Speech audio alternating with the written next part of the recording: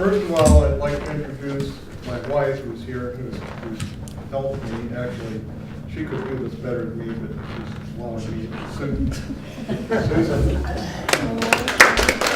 And a good friend of mine, Ralph Smith, is also here. And he has 46 years experience in manufacturing in Massachusetts.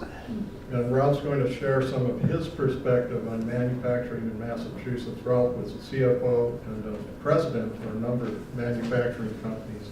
And I'll introduce him when we get to the part about NAFTA and the effect of NAFTA on the American economy. Thank you for being here, Ralph.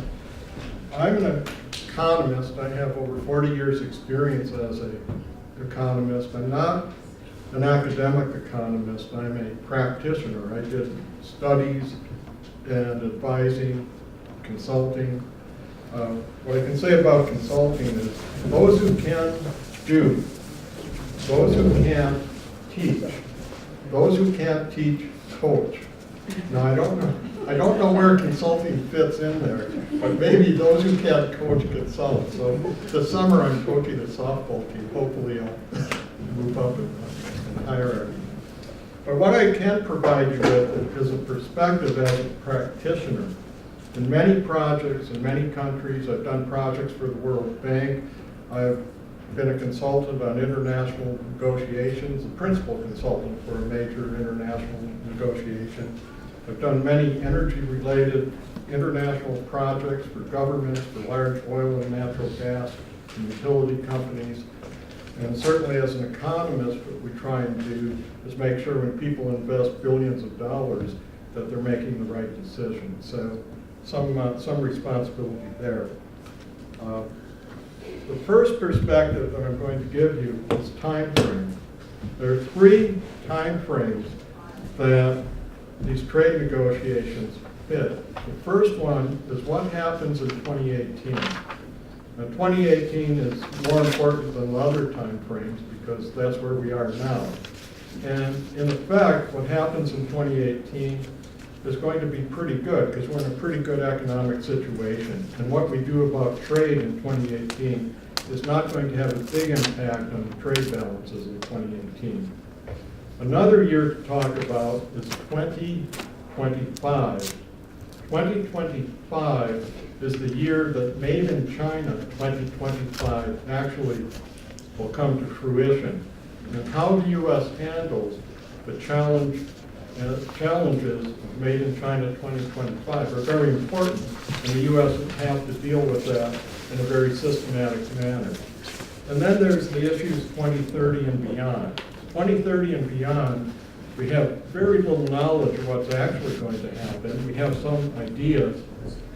We know demographics are extremely important for the long-term outlook, but anything that has to be addressed 2030 and beyond can be addressed very gradually, if at all.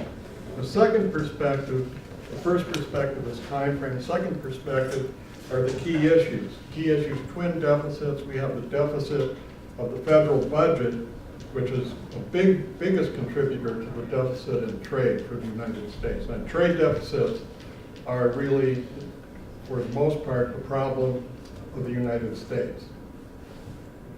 We like to blame other people, but there are problems. Automobiles, I want to talk a bit about automobiles because automobiles by 2025 are going to become electric vehicles, and the whole issue of electric vehicles is very important. There are 270 countries in the world. There are about 500 trade and investment agreements around the world. There's 7 billion people. There's 1 million products. I'm just going to pick 1 or 2 things to talk about, not try and cover everything.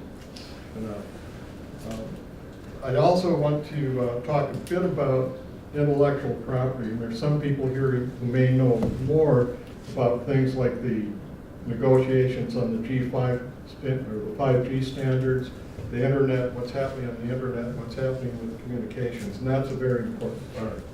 But the big question is what kind of country do we want to have? When you talk about trade and everything else, it has to fit in this. Economists can give you advice. How should we go about balancing the federal budget? What policies will work? Well, we can give you advice on that. You can say, how could we make society's income across society more equal? Well, there are policies that will do that. How can we balance the trade? Well, there are policies that will do that. Unfortunately, they're not the same policies. So we can talk about economics and analysis, but we can't really tell you a policy that will balance all the objectives. That's the province of another group of people. I'll let you figure out who those are. So what do economists do? They provide measurement, timing, relative importance, causality, relationships, and policy prescriptions. And economists look at numbers. I've added quite a few maps and taken a lot of the numbers out of this presentation. So I hope you enjoyed the maps and you don't get tied up too much with the presentations. So let me start with some history and an overview of trade negotiations. And then when we get to NAFTA, I'm going to bring Ralph in to help me out. So first of all, a little vocabulary. We talk about trade, we think of goods. You buy an automobile from Korea or an automobile from Germany, trade in goods. There's also trade in services. The U.S. is one of the world's leading exporters of services. And they're non-tariff barriers. So I wanted to just explain non-tariff barriers. So what I have for my handout is a screwdriver. Now, does anybody know what kind of screwdriver this is? Craftsman. Phillips. Robertson. It looks like Craftsman. Not Craftsman? Yeah, it's a Craftsman, but the end, it's not a slot head, it's not a Phillips. It's a Robertson. Square head. So if you go to Canada, you'll find that most of the hardware in Canada uses Robertson screws as opposed to slot heads or Phillips or any of the others. And the reason they use Robertson screws is that this is a product that can be made in Canada. You can't just import US hardware or Chinese hardware into Canada unless you make the Robertson screws. So it's a form of protectionism, a non-tariff barrier, design standard that requires Canadian content. Now, of course, you can get around it now if there's enough market, somebody else will make them. But it's just an example of a design difference that you may or may not be familiar with, but it creates a barrier to trade. So let's talk about free trade agreements. NAFTA was approved in 1994. Negotiations started back on some of the predecessors of NAFTA. The Canadian Auto Pact was approved in 1964, 30 years earlier. The free trade agreement with Canada was approved in 1987 after several years of negotiation. And then NAFTA was approved after nearly 5 years of negotiations. NAFTA has been beneficial to the U.S. It's added 14 million jobs. We have a free trade agreement with South Korea that's been renegotiated. There's about $150 billion in trade with South Korea, and there's been some factors changed that have increased auto trade between the U.S. and South Korea. Talking about non-tariff barriers, one of the barriers to exporting U.S. cars to South Korea is the safety standards. Well, what's one of the safety standards? The tint of the turn signals in South Korea are different than those used in the U.S. And therefore, U.S. cars can't be imported to South Korea because they have the wrong tint in the glass. That's a non-tariff barrier. South Korea is willing to allow 50,000 U.S. cars to be imported to South Korea, and they will accept the U.S. safety standard. I'm just saying, tint of a glass is a barrier to trade. Now let's look at the Trans-Pacific Partnership. The U.S. withdrew, but the other 11 nations have gone forward. The U.S. already has bilateral free trade agreements with many of the TPP nations. Okay. a few numbers. I put some numbers here in blue and some in red. The red numbers show the trade balance at the far right of this. For the U.S., Canada, Mexico, and NAFTA as a whole, we have a trade deficit. It's almost entirely the U.S. trade deficit. For China, China has a trade surplus. But I point out the blue numbers. Countries like Mexico and China, who have a per capita income that's like 1/6 or 1/5 that of the developed first world countries, have the right to expand their economies and to try and make their citizens more wealthy. And that's much of what we've seen in Chinese trade policy.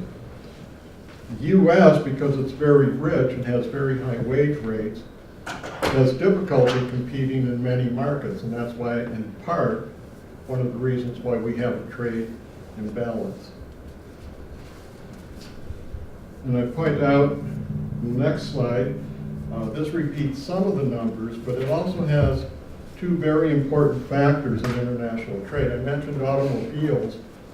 China produces nearly 30 million motor vehicles a year. The total world production is 95 million. So China is the #1 country for automobile manufacturing. Our companies like General Motors and Ford are starting to make a very high proportion of their profits by manufacturing in China. And they're very resistant to some of the trade measures that have been proposed. On the last column, there is a value-added tax. The value-added tax exists in almost every other major trading country in the world. It's like a national sales tax. The U.S. does not have a value-added tax. The reason these other countries have a value-added tax is that when you import a good into Canada or into France or Germany or the United Kingdom, you pay the value-added tax, which may be 10 or 17 or 20%. And they're doing that because if you're displacing domestic production in those countries, and they've been taxing their domestic production at 20% to pay for their social services, they collect that 20% on the imports. So it creates a level playing field that the product within Canada, the product that's imported, face the same taxation. The U.S. has state sale taxes that more or less have the same effect, but they're much lower and they're different by state. I want to now turn to a bit of a background in the history of trade regulation. The Navigation Acts. Why are the Navigation Acts important? Well, remember the Stamp Act, what happened over here on Battle Green in Lexington?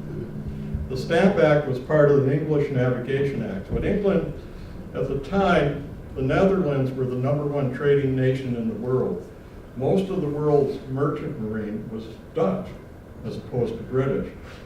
And the English government, the king at the time, wanted to develop a bigger merchant marine for England to support the British Navy. So they put in these navigation acts, and essentially it made Britain a hub and spoke market. If you wanted to export something from the Caribbean to the United States, you exported it to England and then back to the United States. Just by an interest, the Stamp Act and the Navigation Acts imposed a tax rate that effectively was 1%, and that led to the revolution. Repeal of the British Corn Laws, 1846. That also coincides with the Irish potato famine. And one of the reasons they repealed the Corn Laws is they needed the imports to feed the people. U.S. history of trade agreements with Canada. In 1854, the U.S. negotiated a free trade agreement with the Upper and Lower Canada. Well, that carried through the Civil War, but it was abrogated in 1867.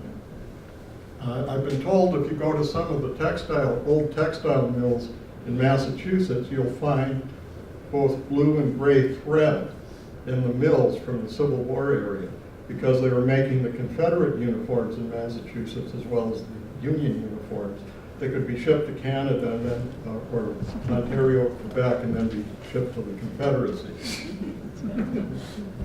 A little crazy.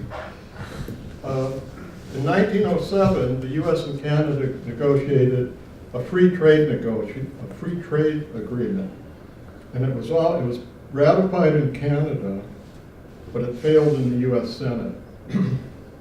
So when we get to the free trade agreement and NAFTA, the Canadian perspective is that the U.S. abrogates their treaties, and that's one of the reasons why they're very resistant to agreeing in the current NAFTA negotiations, because they know the U.S., if not now, later, could abrogate the treaty, so why give in? After World War II, because of the experience of the Great Depression, we went to something called the General Agreement on Trade and Tariffs. And that went through until 1993, when it then became the World Trade Organization. At the same time in Europe, the European Coal and Steel Community was formed in 1951, and it was the start of supranationalism, or large multinational agreements.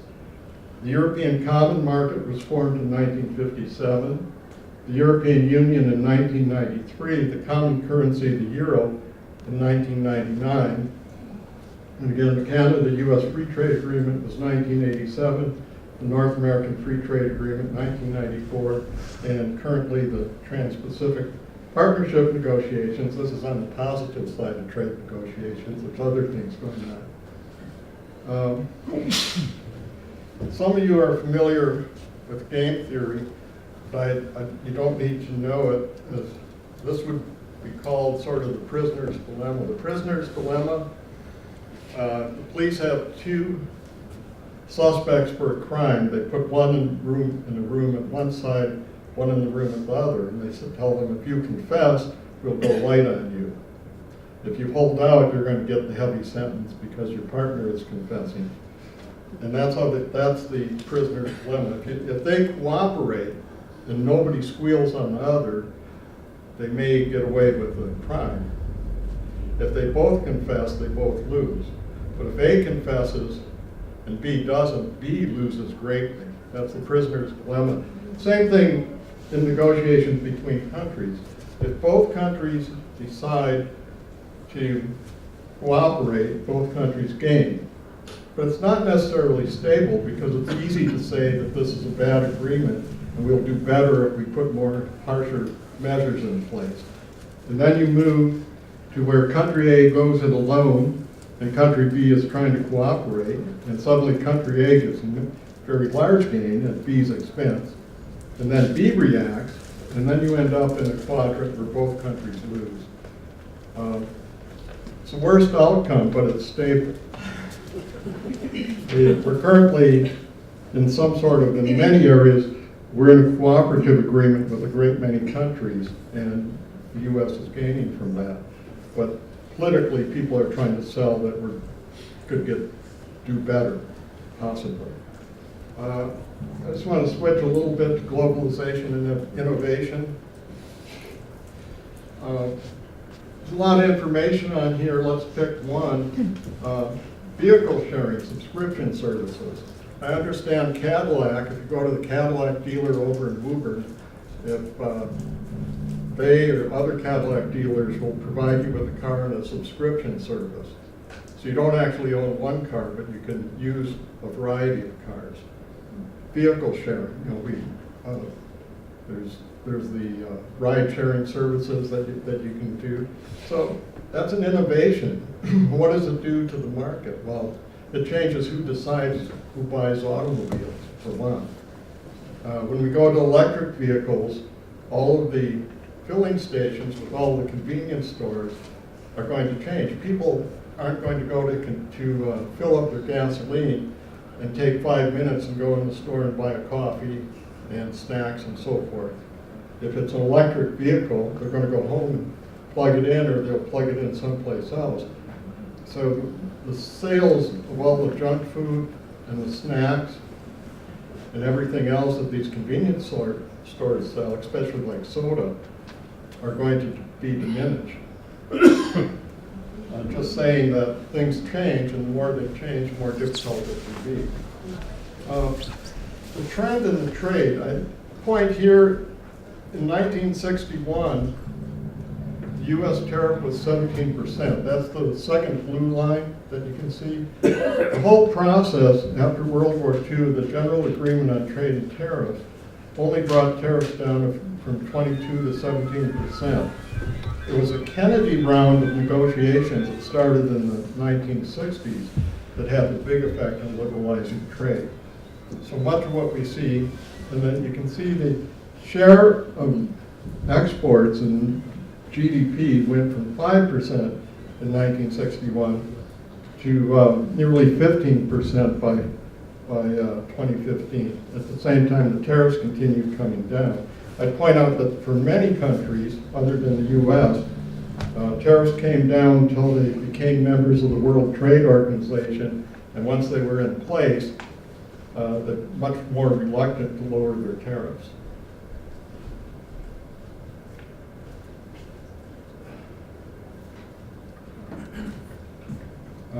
I wanted to point this out on the perception of U.S. trade deficit. I'm going to talk a little bit about the Apple iPhone as an example of this. That Apple iPhone is something in the range of about $70 billion of imports into the U.S. Maybe 6-7 million the new iPhone sold each year, maybe more than that. And the typical iPhone costs $400 to manufacture. It wholesales at $800. It retails at $1,200. So when it's assembled in China, it costs $400. So when it's imported to the U.S., it can come in at the $800 or $1,000. And the difference between the manufacturing cost and what Apple brings it in for into the U.S. has a substantial margin for intellectual property, the software, the design, and so forth. That money goes over to Ireland. It counts as an import for us, but it's profits for Apple, and it accrues to Ireland. So when you try and work through the value added and what's actually happening, you get a trade deficit that looks more like that orange line rather than the blue line. It's a lot less of a problem. At the present time, U.S. corporations earn about $250 billion a year on their overseas operations. And that isn't necessarily counted as U.S. exports. Under the new tax law, that's going to be taxed, and there'll be incentive for that $2 or $3 trillion that's overseas to come back to the U.S. So I'd say it's a lot of money, and eventually it could change our perception of what's going on in trade. Talking about tax rates, here's a comparison of what's happened to corporate tax rates over the last 15 years. And just call it a race to the bottom, led by Ireland. And that's where, the double Irish, don't ask me to explain double Irish, but very low taxes and multiple corporate entities that roll money through the low tax rates. So you get a lot of tax savings. But you can see that Ireland, on the far right is Ireland. You can see they went down to about a 12.5% corporate tax rate about a decade ago, and since then all the other countries have been following. Initially, some even raised their tax, and then they've come back to lower their tax. The U.S. is the latest country to lower its corporate tax rate. I'm going to talk a little bit about the value-added tax and tariffs. And this is a comparison of competition in two markets, in the U.S. versus China.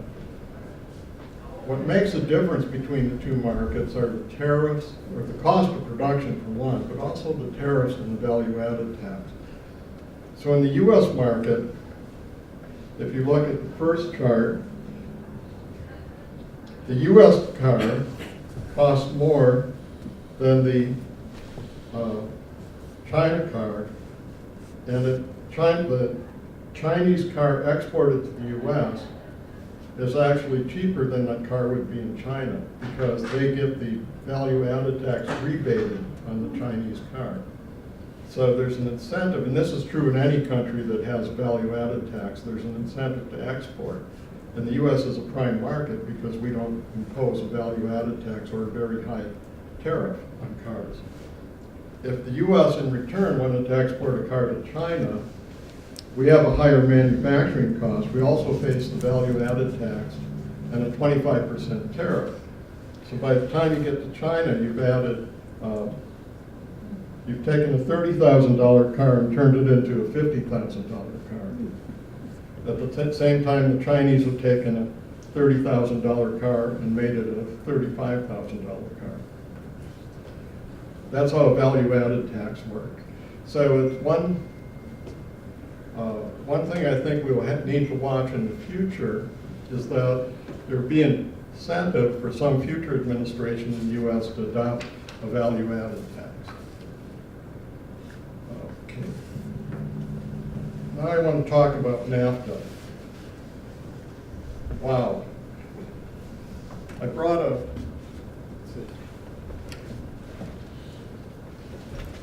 in preparation for this talk, I read this book. It's a little heavy slogging. It's called The Making of NAFTA. Two individuals interviewed all the people who negotiated the NAFTA treaty, the process they went through, and how the negotiations worked. And let me just summarize a few points about the negotiations. First of all, is the asymmetry in power. The U.S. is a very big country relative to Canada and the U.S. And you can see that by the relative trade amounts. The U.S. is importing and exporting $300 billion to China, or to Canada and to Mexico, whereas the Canadian-Mexican trade is $8 billion one way and $33 billion others. It's just, the U.S., if the U.S. is 100, Canada is around 10 or 11, Mexico is 5 or 6 on that scale. So the U.S. is very big. So symmetry of power, usually you would think that the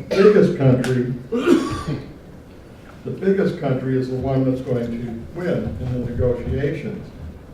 But it isn't always the case, and studies have been done of Canadian-U.S. negotiations. Canada wins about 70% of the time. And the reason that Canada wins is two parts. One, they have a professional government staff that does the negotiations, people who have a long history and knowledge of what's going on. Secondly, because of that, they have what's called a very long shadow. They know that the U.S. has abrogated treaties. The one we talked about, the 1854 treaty, did not ratify the 1907 treaty. They have a history of hundreds of negotiations with the U.S., and they understand that whatever they do that becomes a precedent is something that they'll have to bear the cost of for the next several hundred years. They have this really long shadow perception and professionals. The U.S., on the other hand, tends to approach NAFTA negotiations with political appointees. The political appointees are interesting.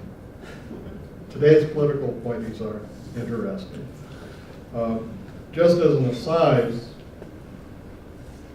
there was an article in one of the papers the other day talking about the new head of China, the helmsman for China, the chairman of the party.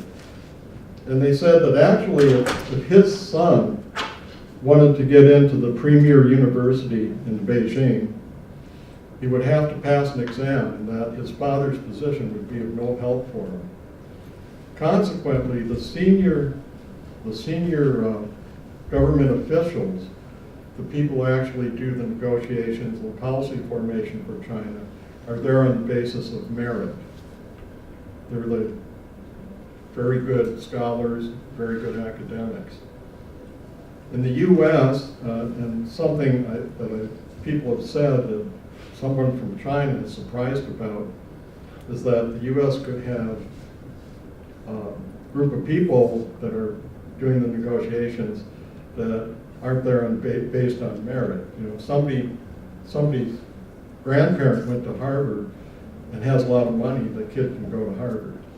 And there's different systems. So political appointees, don't always do as well as the other appointees. In NAFTA, that was true. We had political appointees, we had bureaucrats in Canada. Then in Mexico, you have you have these political chains that follow the key politicians. There's a word for it. It's like, let me just give you the correct.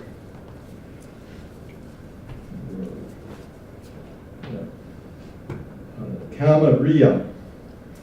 The president of Mexico has a camarilla. That means his following, the people who are associated with him. As he's advanced through the bureaucracy in the Mexican government, his followers have also advanced. They're his supporters, his colleagues in arms, as it were.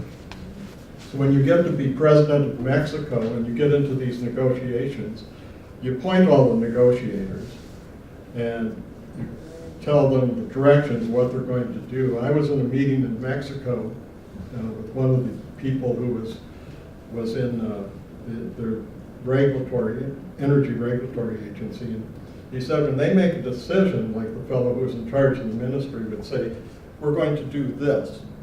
And he said it made things easy because you're going to do this.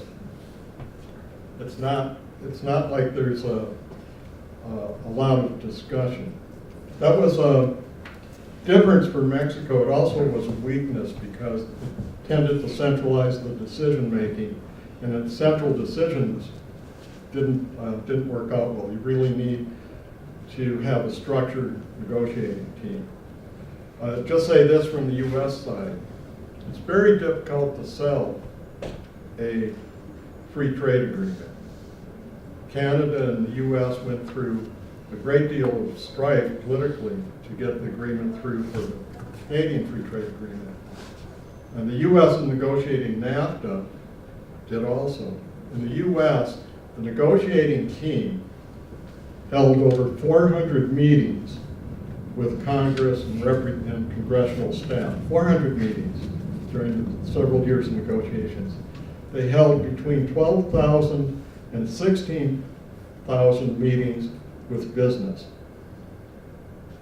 Yes? So, can you explain what does free trade agreement mean?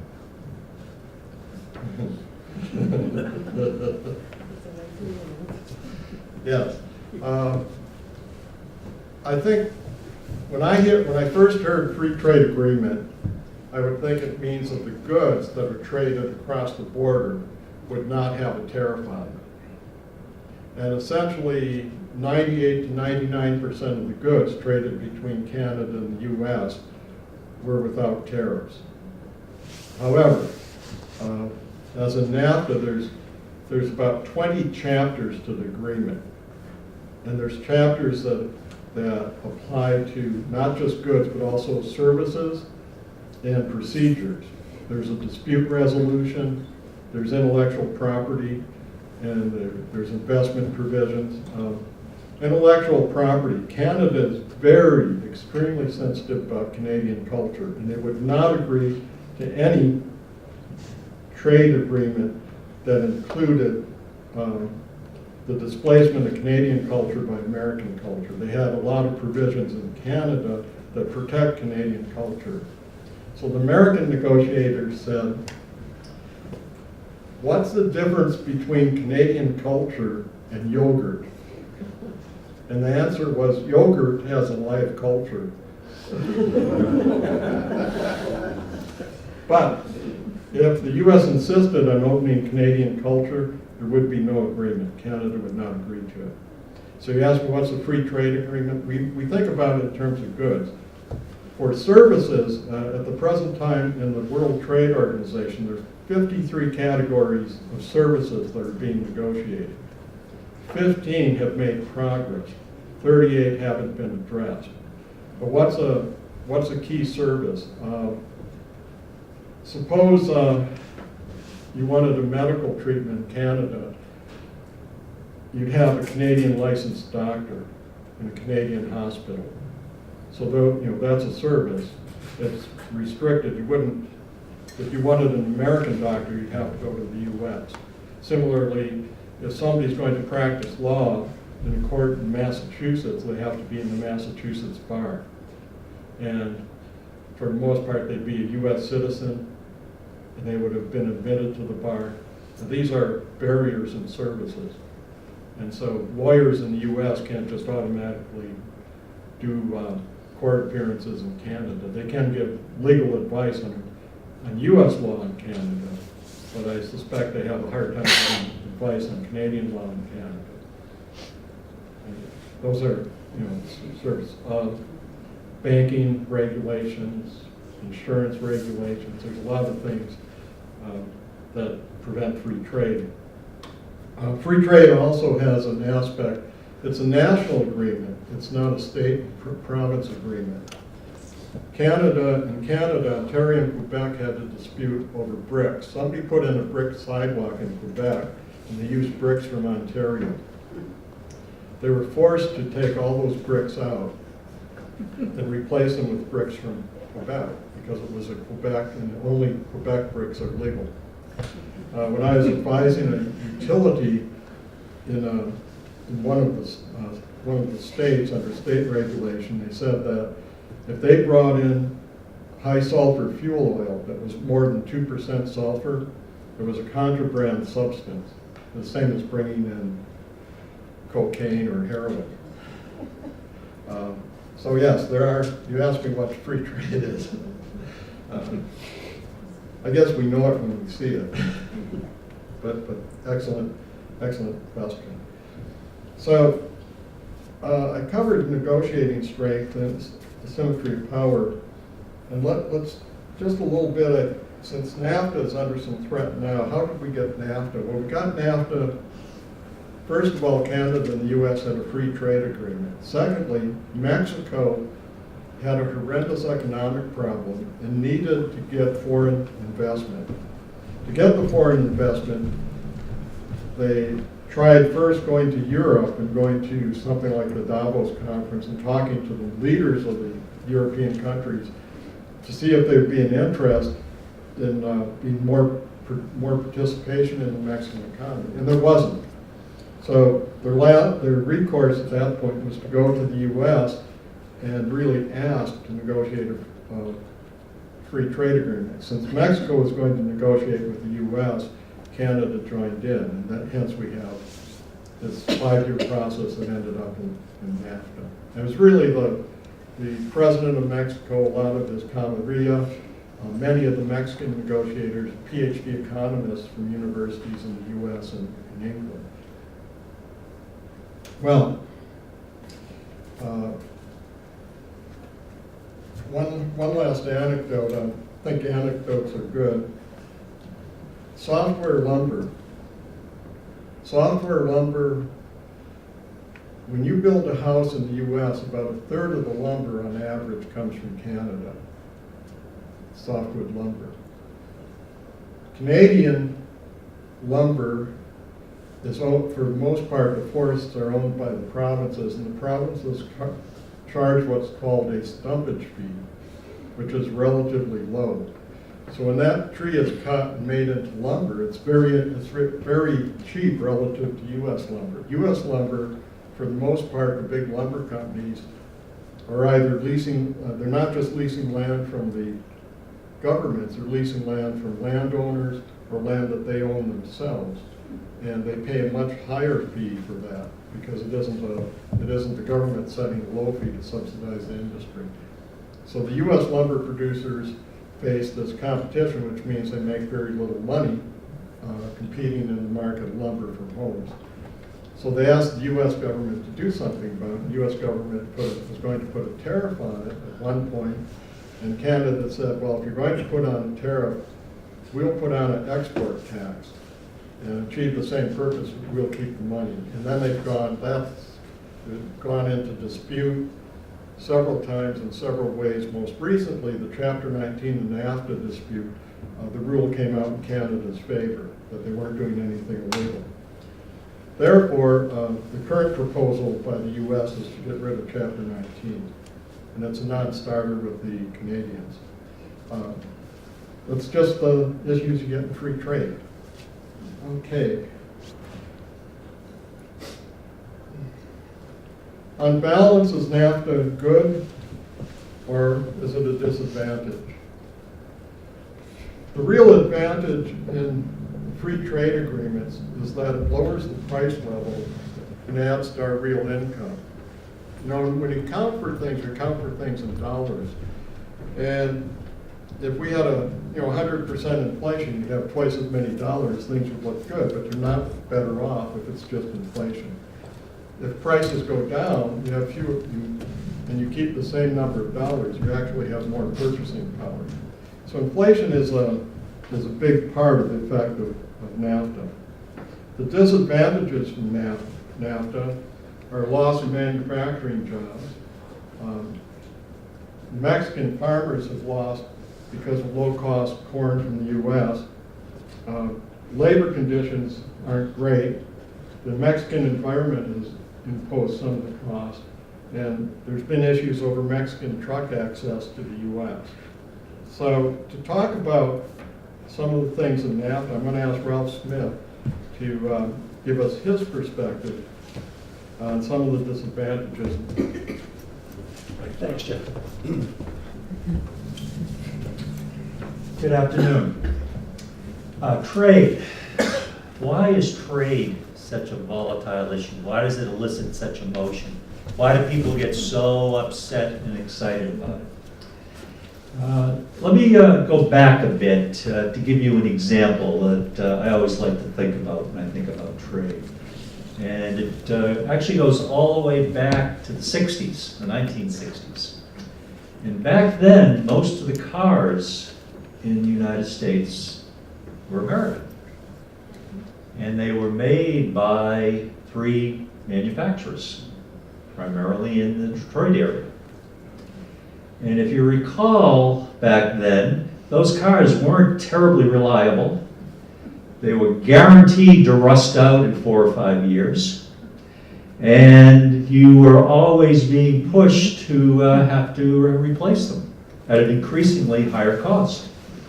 Well, back then, the Japanese started to try to get cars into this country. And lo and behold, the political forces that be slowed that down for quite a while, because they were bringing a product that was less expensive, more reliable, didn't rust out, and was something that exceeded what was being produced by what was in essence the monopoly that existed in the United States. So did people get hurt? Yes. People in the auto industry got hurt as they had to compete with the cars that came in from Japan, from Germany, from Korea. And what happened to the United States auto industry? It shrank. Shrank a lot. But they sure learned how to make better cars. So if we hadn't allowed the cars to come in competition, I'd like everybody to think for a moment what they would probably be driving today and how much it would probably cost. So when you think of barriers to trade, always think of the fact that you have somebody who's a special interest that's being protected at the expense of society as a whole that's paying. Now, since NAFTA has come along and we're part of the World Trade Organization, there's been a lot of free trade going on, which means a lot of people have been affected. So politically, it's become a much more hot button issue. Lot more emotion involved because you have that many groups of people that are being displaced, which is a serious issue and one that the country has to wrestle with, because you have to help out the people. You have to help people who've grown up in a particular industry and now find that their job is no longer being able to exist in this country. Let me give you my own experience. I've been involved in manufacturing ever since I graduated from college, and most of that manufacturing was in Massachusetts.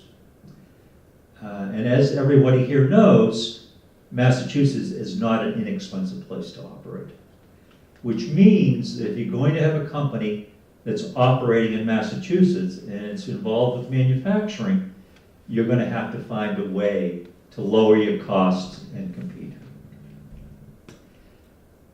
Back in the 80s, I was working for a company, had a manufacturing plant in Hyde Park.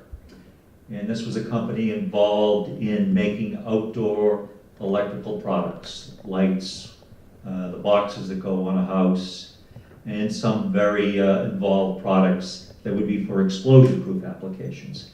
And the customer base was electrical distributors. And the products would be sold more in bulk, usually to electrical distributors. And at that time, we were looking for how to grow the company.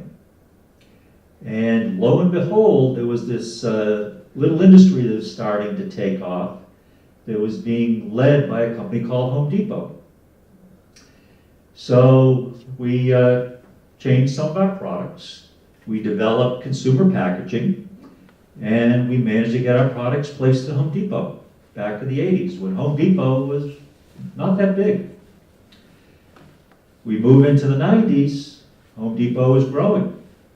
They're taking up a bigger and bigger portion of our production capabilities. However, we had one other problem. You deal with Home Depot, you can't raise your prices. So if your costs go up, they don't want to hear about it. And as a matter of fact, they want to make sure that you are able to provide them something that meets their quality standards at the price that also meets what they feel is worth it to the end market. So what did we do? We looked at where our costs were and how it was impacting the company, and the heavy, non-technical piece of that was the assembly of the product. So we signed a deal with a company that was producing in Mexico. We took over a portion of their space, and we proceeded to move our products, trailer loads at a time, to Mexico, along with all the pieces, and they were assembled in Mexico. So basically, what we were doing is taking the positions that existed here, the assembly positions, and we were transferring those out of the country. That's the negative. What was the positive? The company was able to grow. And we were able to expand the other more technical positions, the administrative positions, the more skilled positions within Massachusetts. And the company was able to continue to expand. More recently, I was involved in food manufacturing in Massachusetts. And we made a product out of chicken under a brand El Fresco that was chicken sausage. And this is sold around the country. Fortunately, a fresh product like that is inspected by the USDA, which acts as a barrier to entry by other countries. So we had some protectionism going on. The product is so popular that we wanted to sell it in Canada. And the major retailers of Canada were happy to purchase it from us. However, there was one issue. This product that was going to cost $3 a pound shipped to the retailer was going to have a tariff applied to it of $1.50 a pound. Why? Well, even though we have NAFTA and we're part of NAFTA, NAFTA doesn't mean there are no tariffs at all. There is still protection that exists in part of this agreement. It's free trade, but everything isn't free. And farmers are a particularly vested interest. And of course, the farmers in Canada aren't nearly as productive as the farmers in the United States. So in order to protect their chicken farmers, there continues to be a tariff applied if you want to ship chicken into Canada. So think about that for a minute. So what Canada continues to do is subsidize their chicken farmers at the expense of all the consumers. Now, it's very easy to see the protection to the chicken farmers, and they continue to be there. It's not so easy to see every single consumer in Canada who pays more for their chicken than what they would be paying if they allowed the U.S. to come into the market. So whenever you think about trade, you think about tariffs, you think about the issues, always keep in mind that whenever there's a tariff, there's some group that's being protected, but there's another whole bigger group that's paying for that protection. And the society has to decide how much of that they want. Too much, and you will impoverish your country. That's the downside.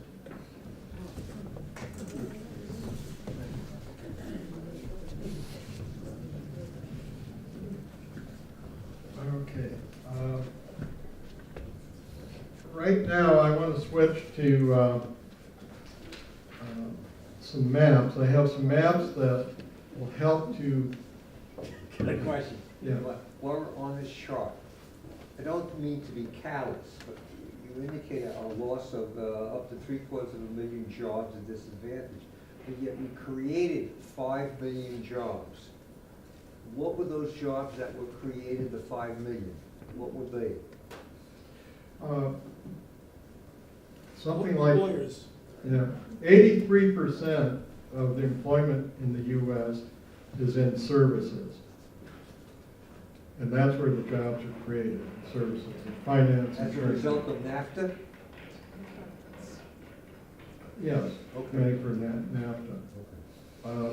And also in manufacturing, in the first few years, manufacturers added 0.8 million jobs. That was net increase. Well, it was more. It offset the decrease plus added more. The real decrease in U.S. manufacturing jobs came after the World Trade Organization entered, China entered the World Trade Organization. That's what people talk about NAFTA plants and the effect of NAFTA. In the last decade, it's been the effect of China. Okay. Let me turn to the maps. First of all, the question is, why is Britain planning to leave Europe? You know, that's a related trade issue. I'm just going to skip through the text. This map shows you the European Union's currency status.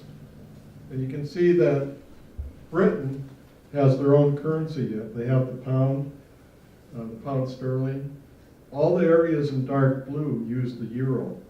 Plus, most of the other countries in green are under a requirement to switch to the euro when they're able to. So Britain's in a situation where it's, by its currency, it's being isolated from the rest of Europe. And just make that point. This shows the gains. The UK has made about close to 1% increase in GDP. I just noticed the last country on the bottom line is Greece. Greece actually, by some estimates, has lost because of being a member of the European Union. Okay. Here is another chart, and it shows people's perception of corruption in their own country. And for example, in Spain or Greece, when the individuals in that country were surveyed, 60 to 69% agreed that they were personally affected by corruption in daily life. So now look at this corruption. The UK, on all the scales I looked at, human resources, ease of doing business, and so on, is one of the top 5 or 10 countries in the world on all these qualities of goodness, and they're very high in the quality of limiting corruption. And a good part of Europe is not. Here's another example. Demographics are destiny. The red areas show net migration and the population increase. The blue areas show an outward migration and a population decrease. And internal migration has been an issue, and was one of the issues in Brexit. What I found really interesting about this chart is, if you know where East Germany is, and you see the region of Germany, sort of the center of the map, just under the Black Sea, or the Baltic Sea, there's this area that used to be East Germany that's almost solid blue. So yeah, there's a lot of internal migration going on, and that's been a political issue. The aging population, and this is, I think, really important. The 2010 relationship is the dark brown in the chart. The colors that are shown on the map are the aging of the population going out to 2060, the longer term. And the UK will still be a relatively young nation, but Europe, continental Europe for the most part, will be a real aging region. And boy, if you saw some of the numbers on what their social insurance systems look like when you have very high dependency ratios, it's an interesting situation. It's going to be very costly for someone. So to some extent, the UK is avoiding those costs, and they'll deal with their own problems. And here's the final one on somebody got invented about looking at the names countries would have when they exited the European Union. So there's Brexit, this band, nope, it'll leave, twiddle leave, we out, Brexit, Deutsch leave, no land, withdraw, and my wife's favorite one was hell sinkhole. So good to have a sense of humor. And having a sense of humor, I'm going to do one more slide on this presentation, and as a reward for you being such a wonderful audience, I have a set of cartoons and how cartoonists have looked at trade. And I'm sure if you bear with me for another couple minutes, I'm going to show you the cartoon. Excuse me, Norway is not in the European community? No, Norway has a free trade agreement along Norway, Switzerland, Liechtenstein, very important, 30,000 people, and Iceland combined have a free trade agreement with Europe. And they have their own currency. Norway is a very, very rich country. Their national holdings from all their oil and gas production is a tremendously, national wealth fund is tremendously wealthy. Okay. The last slide, let me just make sure I have it, is I'll just show you one slide on the Trans-Pacific Partnership. Now, I'm certainly happy to talk to you more about it. But here's a slide that summarizes what's going on in the world in trade between China and the U.S. And you can see from here the reach of the Chinese commercial activity is that China is the largest trade partner of 124 countries. In 2015, in purchasing power parity, not in actual dollars, but in purchasing power parity, the Chinese economy became larger than the U.S. economy in 2015 in purchasing power parity. So if you value a meal at $5 and you feed 1.5 billion dinners in one country and 325 million dinners in the other, the country with the $1.5 billion people eating dinner has a bigger economy. That's part of it.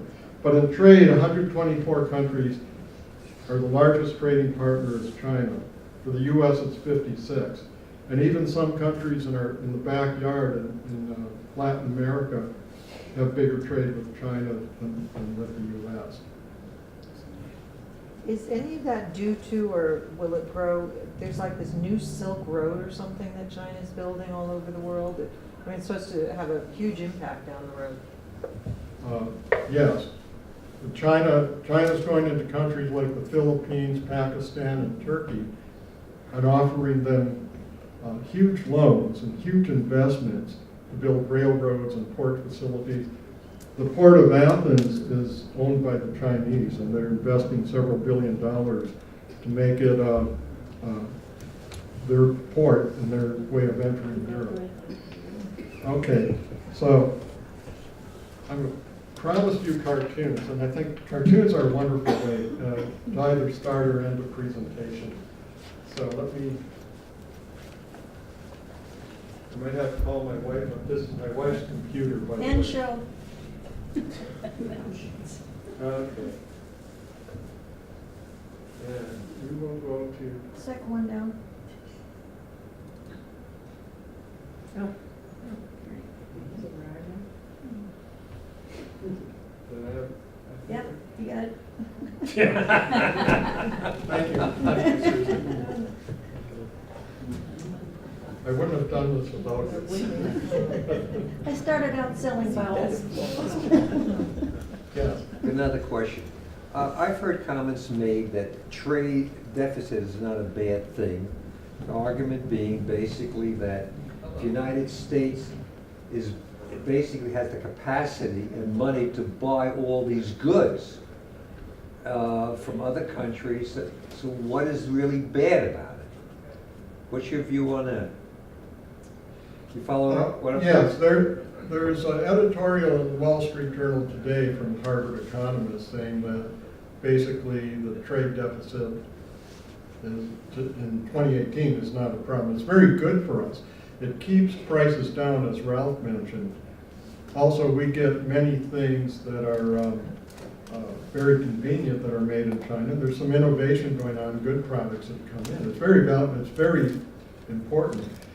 If you look at the trade deficit of China, which is reported as 375 billion, and remember the chart I showed about the value-adjusted trade deficit is a lot less. If you adjust for value added, the U.S. trade deficit with China is more like 240 billion, so it isn't quite as bad as it's been portrayed. Eventually, we have to deal with the trade deficit. We should get closer to balance, but the problem with the trade deficit is the twin deficit. It's our federal budget is out of whack. Yes. To sort of follow up on his question, if the U.S. adds additional tariffs, forgetting what other countries may do to balance it, but if it adds additional tariffs, it would raise the price of steel or aluminum or other things that we use in everything that we buy. What is the cumulative effect on our purchasing power? I mean, obviously, if a car gets more expensive because it has more tariff on more steel, there are some number of dollars, but I've never heard a sense of how big that is. Well, we actually have an audience, Walter Carter, who is one of the preeminent steel economists of our time and his time. but I'll answer the question. And I know Walter. Yeah. So feel free to correct me, Walter, if you want to. There was a study done, I think, on the Bush steel tariffs back in 2002 or 2003. And there was like a 20 or 25% tariff imposed.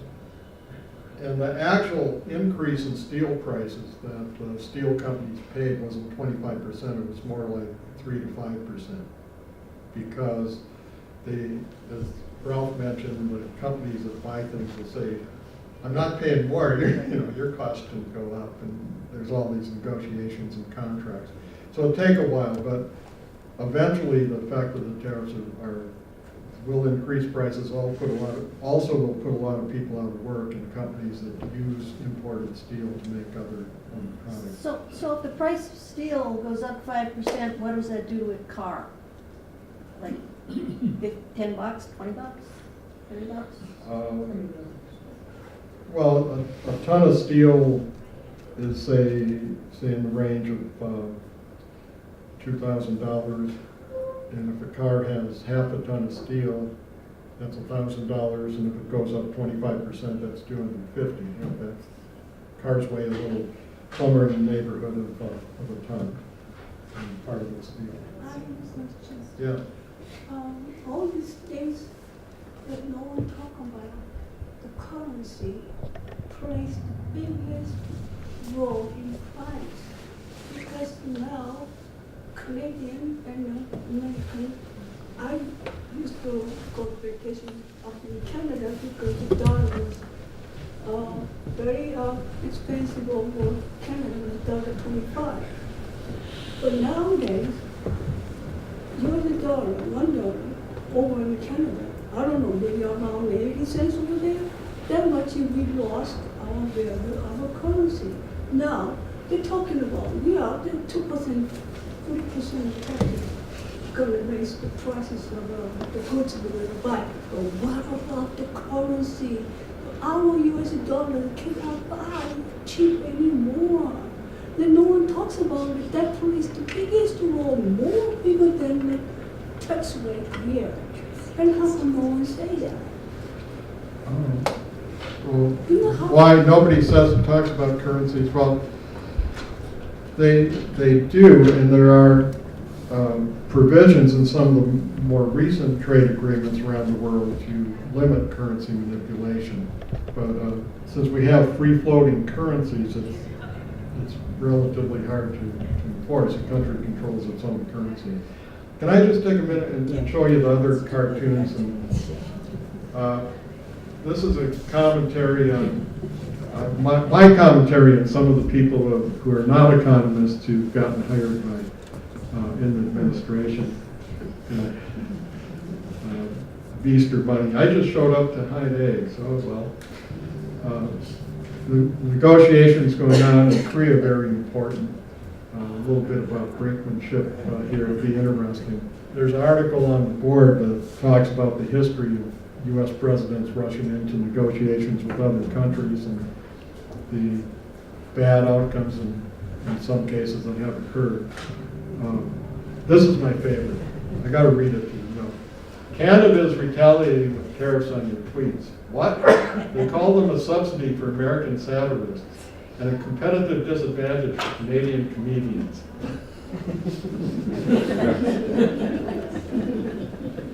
So that's a case of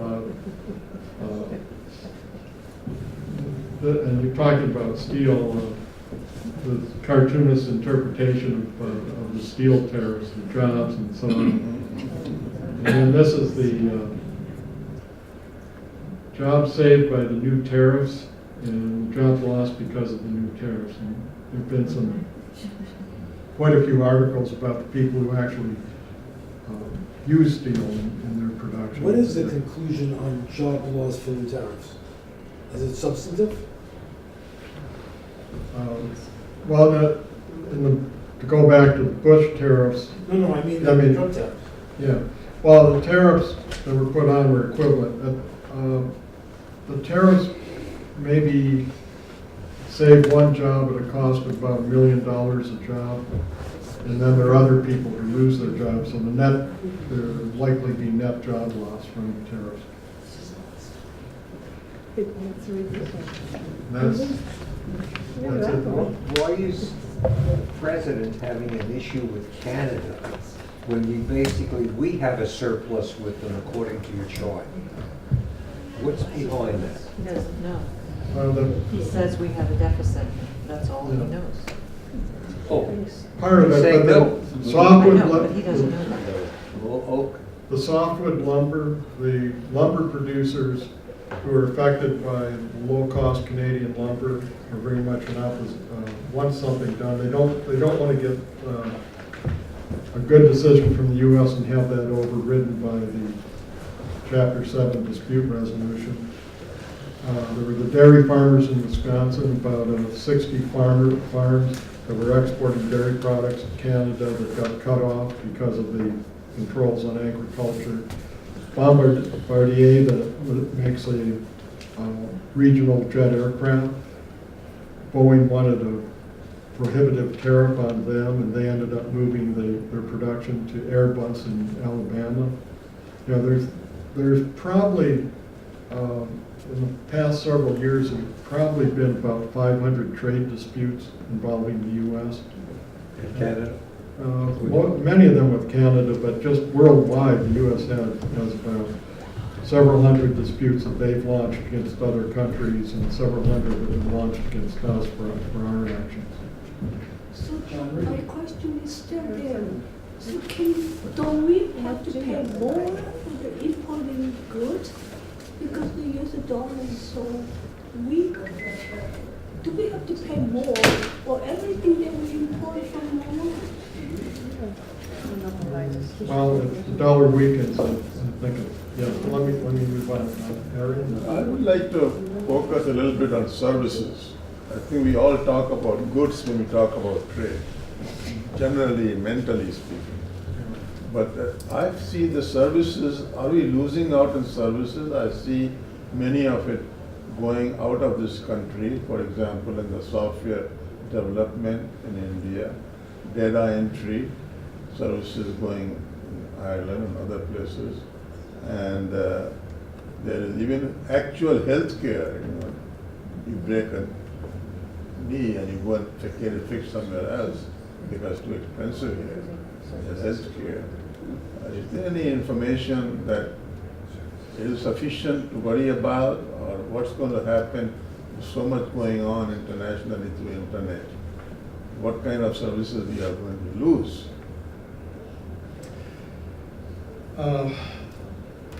That's a very good question.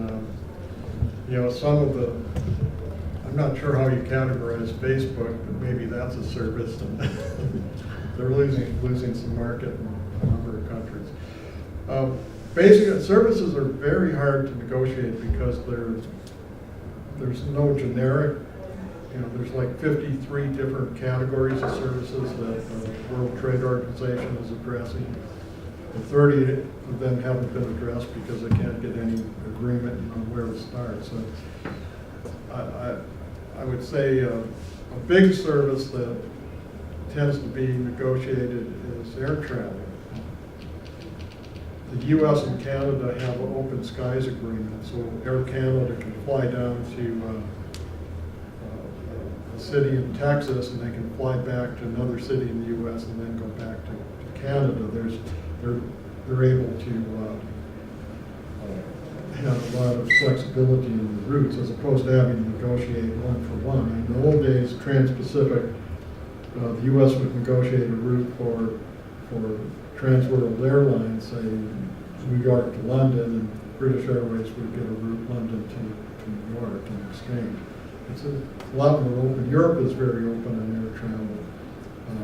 And air travel and related activities, some people think account for about 10% of U.S. GDP.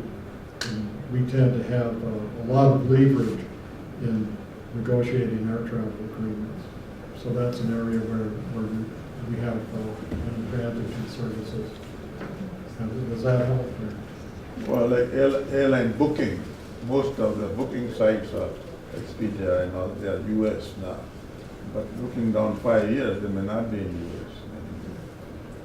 But they can travel anywhere that is cheaper to book there. Yeah. So I'm concerned that 83% of our services, how many of them are vulnerable? No. Well, there are language barriers. I think one of the things I was going to mention about Europe is what happens to the English language in Europe when Britain leaves the European Union. Because at the present time in the European Union, there are three key languages: English, French, and German. They're the languages that the European Union business is conducted in. If England leaves, they may still decide not to use English for a while because so many people, 38% of Europeans have English as a second language, and 11 or 12% have French, 11 or 12% have German. So you still have English as a second language, but the English they use is, they actually have a manual. They're trying to explain to their bureaucrats in the European Union how to use English. So if you talk to people from some European countries and you ask, where are you from, they may tell you, I am coming from Spain, as opposed to I am from Spain. That's an example of how English could be used. So the presumption is that there will be, we have Spanglish in the United States. There's sort of going to be a European English, it'll be a combination of English and who knows what. And it'll be I am coming from Spain type phrases. I had a great phrase, one of the phrases they used as an example, I don't know if I can find it, but it goes something to the effect that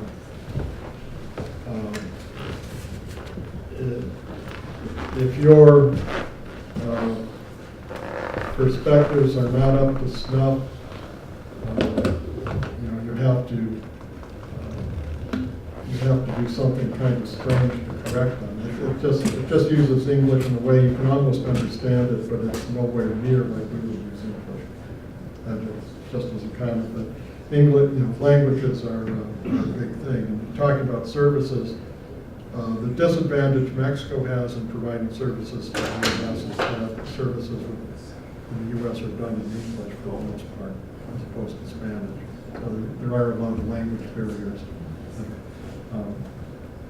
Fortunately for people who outsource English language skills, there's huge countries that speak English that can be used for call centers and yes. One last question, sir. When you talk about the steel tariff, does that include just the raw steel, or does it include the finished products that are shipped into the United States? It excludes, for the most part, excludes the finished products. And there's an issue with, was in the paper about Vietnam about galvanized steel. Galvanized steel is considered a finished product and is exempt from the tariff. But in the case of Vietnam, they bring in about 7 million tons of steel from China, and they make galvanized steel, and they're exporting close to 1 million tons of galvanized steel to the U.S., which would presumably not have to pay a tariff because it's been processed in Vietnam. So if I run down a home or Harbor Freight, the prices of my tools have not gone up, right? If you're bringing finished tools in from another country, yeah, it shouldn't be, those shouldn't be the exception. So the president is talking about doing more bilateral negotiation rather than trying to work with blocs, especially in Asia. Is that to the U.S.'s advantage, and what are the dynamics there? And can they do it? Well, if we follow our current negotiating strategy, you're going to see nations very reluctant to negotiate with the U.S. because this long shadow forward that Canada has, if the U.S. for a third time were to abrogate a free trade agreement with Canada, it would be 80 to 100 years before Canada would be in a position to negotiate a free trade agreement with the U.S. Politically, it just would be out for that long time. The stars were aligned back in the 80s and early 90s that got us to free trade agreements, and they are extremely difficult to sell. In fact, in the timeline for what will happen to NAFTA, if there isn't an agreement by May, it would end up, any future agreement would end up going to a future Congress. If the future Congress were not disposed towards free trade, which is likely, then there could be no approved renegotiated NAFTA treaty. So the onus is on U.S. government. If they want it to be renegotiated, they have to reach agreement in the next few weeks. Otherwise, it could end up being a political football for the 2020 presidential campaign, according to some commentators. The North American hemisphere is a little bit different. You saw the trade and so on. Yeah. It's essentially, on that continent, most of it's still. It's mostly when we go outside, right? It may it depends on the Asian countries how they negotiate and how our power may be diminishing as a result of the economies and these relationships. So it may be the last time that we can do it. Yeah, the kind of situation or conditions under which agreements are negotiated are going to deteriorate for the U.S. going forward. So whether we'd ever hit a period where people would be willing to negotiate. Good question. Yeah, if we try to negotiate a bilateral agreement with Brazil, for example, Brazil is a very protectionist country. It has a lot of the problems that Mexico has. And if they didn't really have a constituency pushing for free trade with the U.S., it just wouldn't happen. Argentina has had a lot of political problems too. You know, they'd be a good partner for a free trade agreement. Maybe someday they would, but their politics shift a lot between different, they become sort of Peronistas get the power. They have nothing to do with free trade. Let me just say a few of the things, make a few predictions. Keeping with being an economist, but keeping with the theory, I should either say water, wind, not both. So I think one of the things we'll see is that at some point in the foreseeable future, we'll see a focus on trying to reduce the federal budget deficit. I think we'll see a discussion of the value-added tax. Value-added tax is not on the cards anytime soon, but because of the nature of trade deficit, value-added tax becomes more imperative, especially as we need to find a way to finance a lot of programs that are going to be underfinanced in the future because of demographics, specifically Social Security and Medicare and Medicaid, as the number of dependents increase relative to the working population, charging people on payroll taxes isn't a great system. I think one of the objectives in the current trade disputes is that the current administration would like to put a 25% tariff on electric vehicles. Electric vehicles are the future. For the U.S. to have an auto manufacturing industry, 10, 15, 20 years from now, it's probably going to be much more oriented to electric vehicles. There's a graph up here of where efficiency is going. Our target under the current law is at 58 miles per gallon by 2025. You only get there with a lot of electric vehicles. Electric I thought that was vehicles. canceled. Well, it can be reimposed. But wasn't it canceled? In the last It's couple of days? It's in the process of being changed. It's hard to say. I mean, there's a process for changing regulations, and if that process wasn't followed, there would be a court suit and it'd be tied up in courts and who knows what. But on electric vehicles, China controls electric vehicles need about $10,000 to $20,000 in batteries. The batteries, to be effective, need to have lithium and cobalt, rare earth metals in the car. About 10 pounds of lithium, 10 pounds of cobalt for one electric vehicle. In the world today, China controls over 80% of the supply of cobalt. China controls most of the supply of lithium. There's more lithium production coming out of Bolivia, Argentina, and Chile. And also there's going to be more cobalt production there. China controls 95% of the production, has internally 95% of the production of rare earth minerals, which are important for electric vehicles. So I would say that China's had a long thought process about what they want to do with electric vehicles, and they've got all the materials. So as we try, and others try and ramp up electric vehicle production, we're going to have to find sources of cobalt and lithium and rare earth minerals, and that'll happen, but it'll take time. So electric vehicles end up being really important. And that may be, in the past, China's embargoed exports of those materials. And they have limits on exports, quotas on exports of rare earth minerals. So they're able to control the development of electric vehicles in other countries for the first time. So that's really important. So I say 25% tariff on electric vehicles. I think you'll see a lot of move to continuing limits on investment coming into the U.S., a lot of barriers to Chinese actions that would China has undertaken as part of their Made in China 2025. There's going to be a reaction in the U.S. And just one last statement is that when you're in a conflict and you have these great strategic plans of what you're going to do, the other side has a vote. Anyway, thank you very much.